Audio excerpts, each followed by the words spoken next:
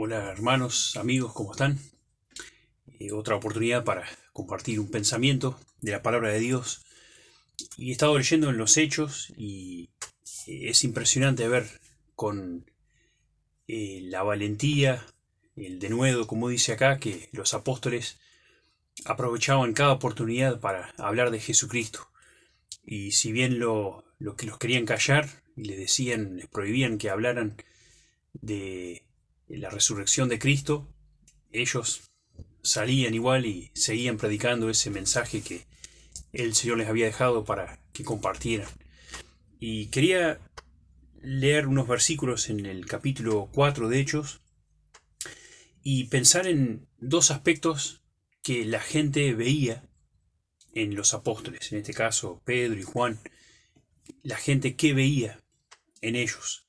Y quería leer unos versículos ahí donde describe un poco este suceso, donde después de haber sanado a un paralítico, bueno, estaban cuestionando cómo, con qué autoridad, cómo lo habían sanado, y bueno, los ponen en la cárcel porque, bueno, era de noche, y bueno, eh, también les prohibieron, ¿no? Dice el versículo 4:2, resentidos de que enseñasen al pueblo y anunciasen en Jesús la resurrección de los muertos. Y ahí le echaron mano, les pusieron en la cárcel hasta el otro día. Pero leyendo el versículo 8 del capítulo 4 dice, entonces Pedro, lleno del Espíritu Santo, les dijo, gobernantes del pueblo y ancianos de Israel, puesto que hoy se nos interroga acerca del beneficio hecho a un hombre enfermo, de qué manera éste haya sido sanado, sea notorio a todos vosotros y a todo el pueblo de Israel, que en el nombre de Jesucristo de Nazaret, a quien vosotros crucificasteis y a quien Dios resucitó de los muertos, por él este hombre está en vuestra presencia sano. Este Jesús es la piedra reprobada por vosotros los edificadores, la cual ha venido a ser cabeza del ángulo. Y en ningún otro hay salvación, porque no hay otro nombre bajo el cielo dado a los hombres en que podamos ser salvos.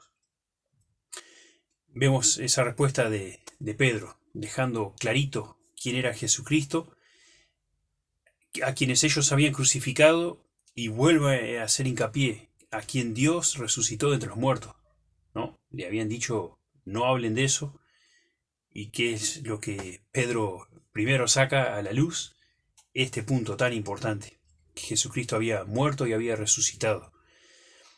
¿Y cuál fue la respuesta a estas palabras? El versículo 13 dice, entonces viendo el denuedo, o la valentía, la osadía de Pedro y de Juan, sabiendo que eran hombres sin letras y del vulgo, se maravillaban y les reconocían que habían estado con Jesús.